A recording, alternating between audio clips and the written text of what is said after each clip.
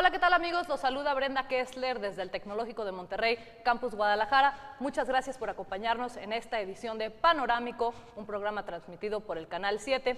El día de hoy tenemos preparados para ustedes un programa en donde estaremos hablando acerca de dos tipos de investigaciones de mercado y para ello contamos con la presencia de Marta Arévalo, profesora de la Escuela de Negocios de aquí del TEC de Monterrey. Bienvenida Marta, muchas gracias por estar con nosotros. Muchísimas gracias, Brenda. Platícanos, Marta, ¿qué es una investigación de mercado cuantitativa?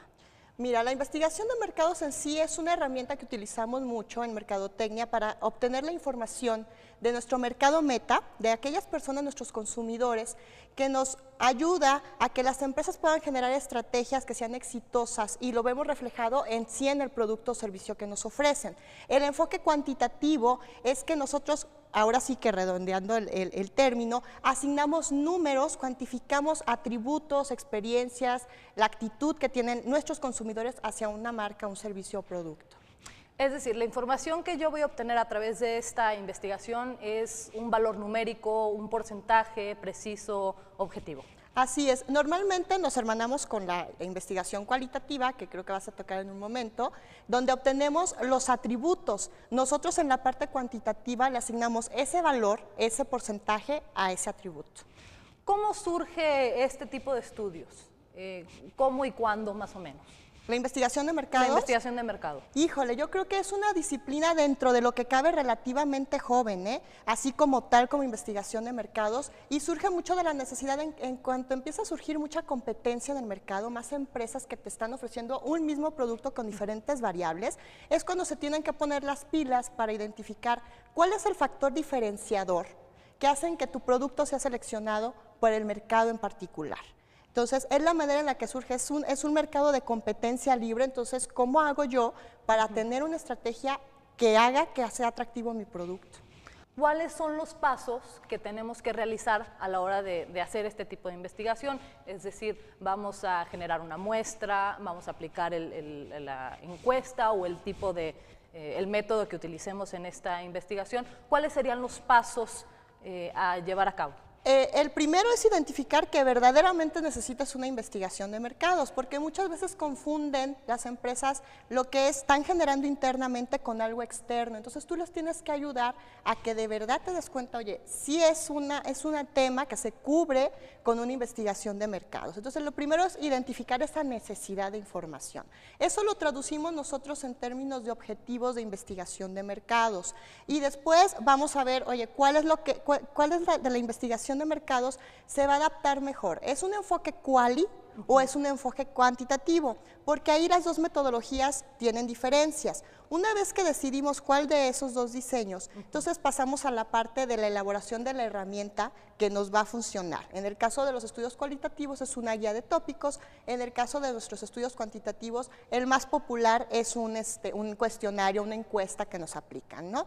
Y además tenemos que decidir si va a ser telefónica, en línea, si va a ser por internet, perdón, en línea, si va a ser por correo, si es cara a cara, dónde lo vamos a aplicar, en qué fecha lo vamos a aplicar, y la parte de la muestra, ¿a quién? ¿Cuál es esa persona indicada de contestarnos esas preguntas? Porque dependiendo de ese perfil es como preguntamos.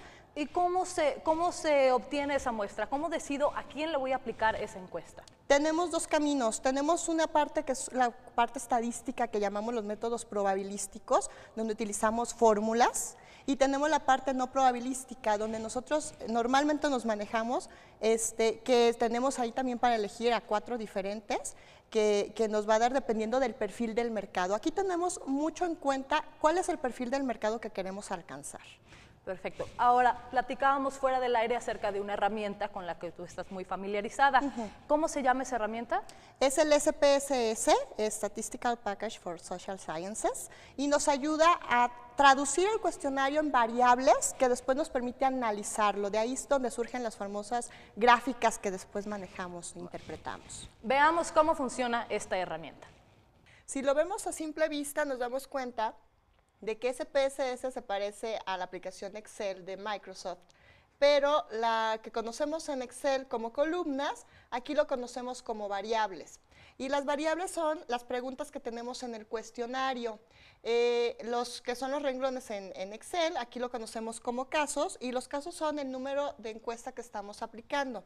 De tal forma que yo puedo ver al final todos mis datos capturados y me va a ayudar en mi análisis estadístico de la información que voy a presentar. Yo aquí tengo un ejemplo simple, es un cuestionario de un estudio brevecito para la biblioteca, y algo que me gusta enfatizar siempre al momento de que yo voy a codificar esta encuesta, es decir, la voy a traducir en términos numéricos, es que debo tomar en cuenta muy claramente cuáles son las instrucciones de cada pregunta. Por ejemplo, en mi cuestionario me doy cuenta que el primer dato que tengo es el folio. Eso significa que debe ser la primera variable que debo dar de alta. Si se fijan, tengo dos pestañas en SPSS, me muevo a lo que son la vista de variables e introduzco el dato del nombre. El folio, ¿qué tipo de variable es? Es numérico. La anchura de mis datos, el número de decimales, al ser un folio no requiero, por lo tanto sería 0. La etiqueta es aquella leyenda que voy a poner como punto de referencia, es decir, folio del cuestionario. Si tiene códigos, en este caso no tiene ninguno, ahorita vamos a ver qué sucede con una variable que sí tiene códigos, y el resto lo manejamos en cuestión de formato. El concepto de un valor perdido es un poquito complejo y no tenemos tiempo para explicarlo. La alineación que queremos cómo aparezca, hacia la derecha, hacia la izquierda o centrado, y el tipo de escala que es el folio. En este caso el folio sabemos que es una escala de tipo nominal de acuerdo a la estadística, y seleccionamos ese tipo de escala. La segunda pregunta, que sí tiene códigos, la primera pregunta es ¿con qué frecuencia utiliza la biblioteca? Y la respuesta debe ser solamente una. Entonces esto hace que mis códigos sean 1 para la persona que me dice que va menos de una vez a la semana, 2 cuando van una vez a la semana, 3 dos veces o más a la semana, y 3 veces o más sería mi código 4. Eso se traduce en SPSS de la siguiente manera. P1 es numérica, 0 decimales. Normalmente damos la etiqueta en la pregunta del cuestionario. Y aquí sí tengo códigos, y los códigos los damos de alta así. 1, lo agregamos, decimos OK, y así sucesivamente. Al final de hacer la base de datos vamos viendo que cambian los nombres de ser variables al nombre que yo le estoy dando de alta en la vista de variables, y entonces empiezo a capturar datos de tal forma que yo puedo verla al final así. Si se fijan, ya no tengo cuestionarios, sino que ahora tengo muchos números. Si me interesa ver qué significan esos números, puedo habilitar una etiqueta, y aquí se ve la traducción de valores que yo le di a mis códigos, y esto me va a ayudar para analizar. Por lo menos, por ejemplo, si yo quiero ver con qué frecuencia asisten, tengo un análisis descriptivo de frecuencias, paso la variable que yo quiero de este lado, le digo OK, y me va a arrojar el siguiente resultado, de tal forma que yo aquí puedo ver cómo se distribuyen los valores. Lo que sigue después es llevarme esta información a algún graficador, ya sea Excel o alguno un poquito más elaborado de diseño, hacer mi reporte y entregar resultados. Los principales problemas a los que se enfrenta la investigación cuantitativa pueden partir desde el planteamiento del problema. ¿Por qué desde ahí? Porque es desde este momento en el que el investigador debe tener perfectamente claro cuáles van a ser tanto su variable dependiente como las variables independientes. De no tener bien delimitado este aspecto, la hipótesis no podrá comprobarse o disprobarse de manera adecuada.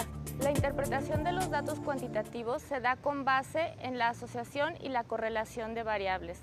La asociación es la relación que existe entre una variable y otra, es decir, entre la variable dependiente, las independientes o entre dos variables independientes. La correlación es el nivel o la frecuencia con la que dos variables se pueden asociar dentro de una relación hipotética.